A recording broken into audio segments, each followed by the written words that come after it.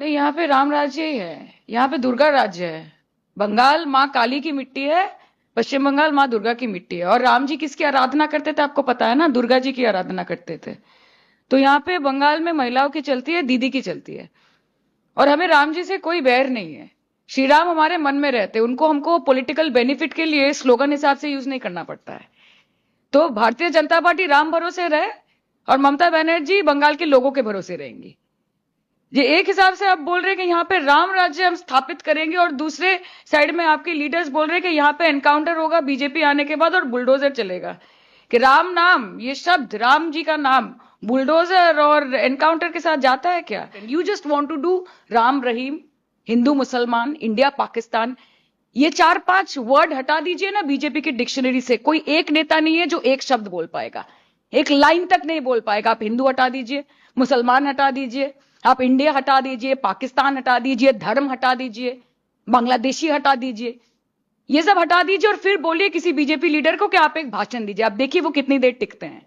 ममता बनर्जी के प्रति देश के सबका समर्थन है, बंगाल के सबका समर्थन है।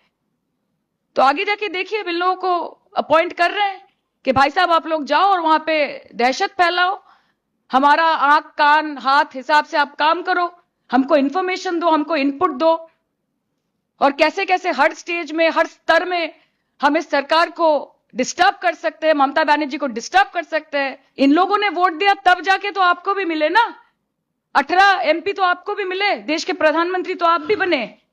तो ये वोटर्स आज जिनको आप बंगाल से जिनका नाम काट रहे हैं, अगर वो इलेजिटिमेट है तो आप भी इलेजिटिमेट है, तो आपका सरकार भी इलेजिटिमेट है।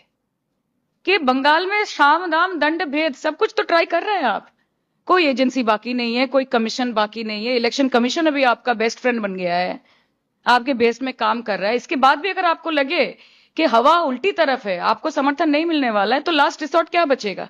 आज लीडर ऑफ ऑपोजिशन बोल रहे हैं कि हमको 177 सीट मिलेगा। आपको कैसे पता? किसने बताया आपको?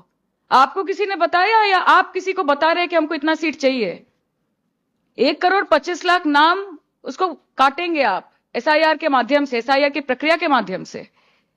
किसने बोला था? लीडर ऑफ ऑपोजिशन ने, बीजेपी के लीडर ने, मंत्रियों ने बोला था। उस हिसाब से ज्ञानेश कुमार जी काम कर रहे हैं, इलेक्शन कमीशन ऑफ इंडिया काम कर रही है। हालांकि अलग बात है कि ममता बनर्जी के रहते हुए वो कर नहीं पा रहे।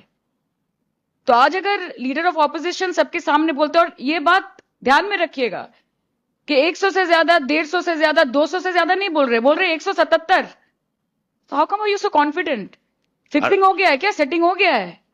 और जो पहले आपका प्रश्न था, it is for you to also think कि बंगाल से बंगाल का एसेंस लेके जाना। Bengal, because the BJP quintessentially hates Bengal, it hates Bengalis.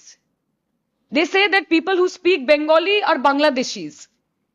Bengalis are tortured in other BJP ruled states. डरपोक हिंदू बोलता है।